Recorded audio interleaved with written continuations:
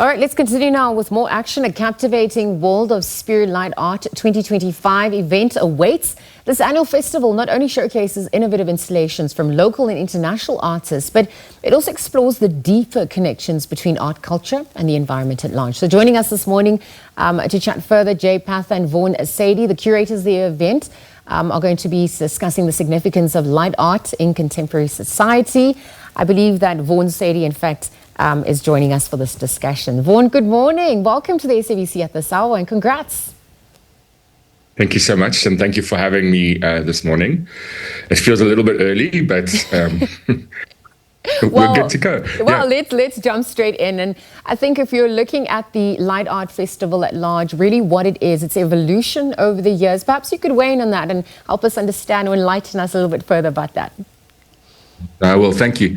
I think it's really exciting for us as the curatorial team to have been able to grow this project over the last 7 years with the support of Spier. I think when we started the project, there were only several artists in the country that were really working with light art as a medium.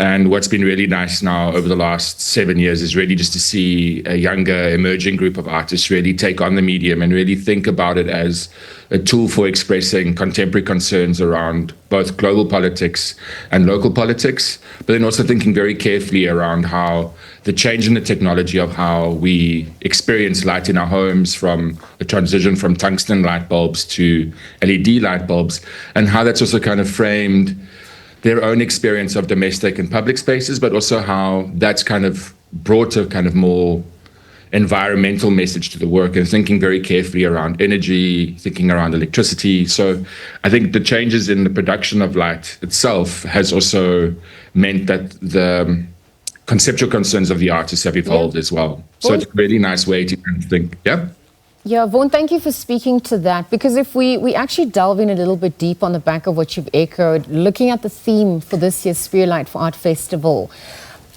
tell us a little bit more about that, what would have inspired it, but also how do you see the role of light art in addressing these social and environmental issues that are so interconnected and interwoven?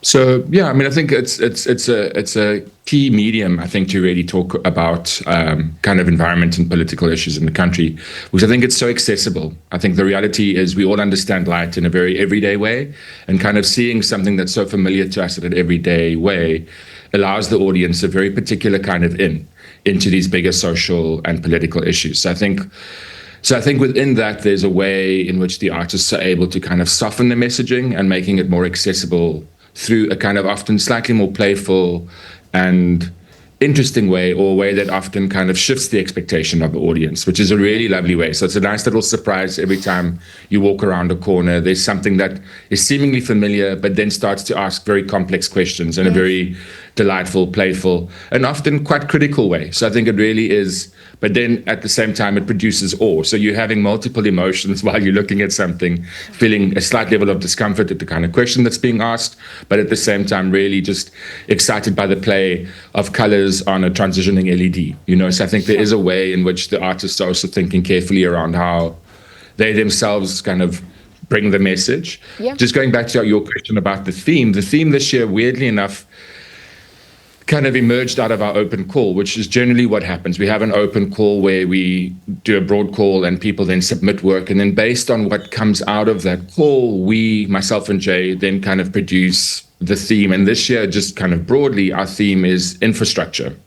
And what we're really looking at there is there's artists that are working with scaffolding all of a sudden this year, which hasn't happened before.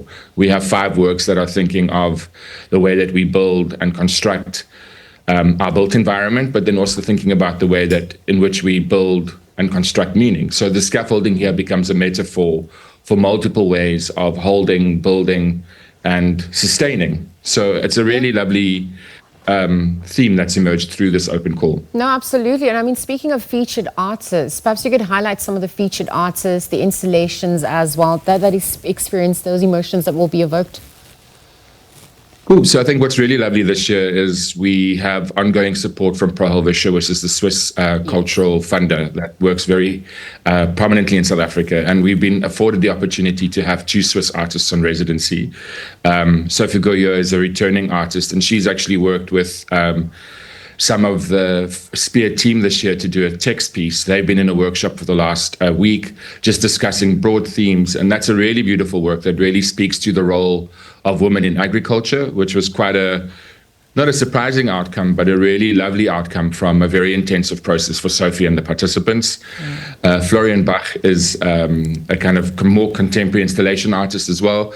And he's produced this really incredible work called Halid, which is a large 14 by 5 meter wall.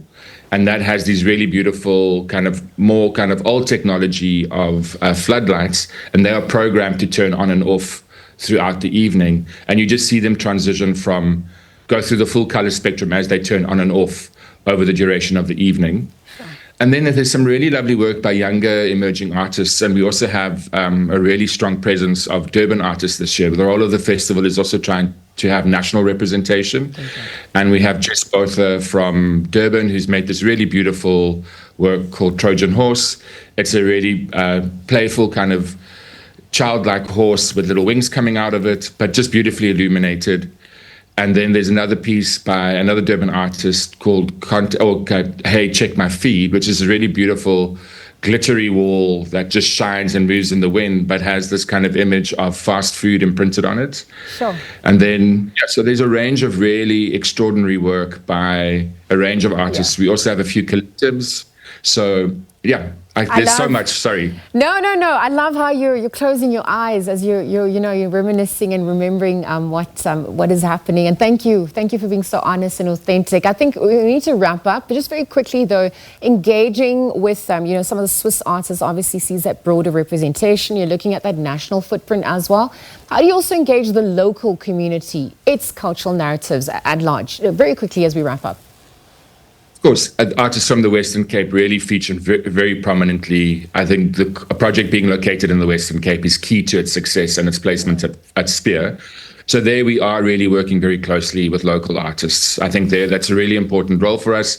We have young artists who it's their first outing into Spier or into working in public space, and we work very closely with them as a curatorial team to really make sure that they feel supported and are able to deliver work at that scale for the first time. So our role, both as curators and as a team, is to support local practice at a very ground level as well. All right, Vaughn, thank you for joining us for this chat. I'm wishing all the best of luck. Of course, Vaughn Sadie this morning, curator of Spier Light Art 2025 event. Joining us this morning, the event blending art and community engagement in a rather unique way. Of course, we're urging you to visit, immerse yourself in the brilliance of light art at large.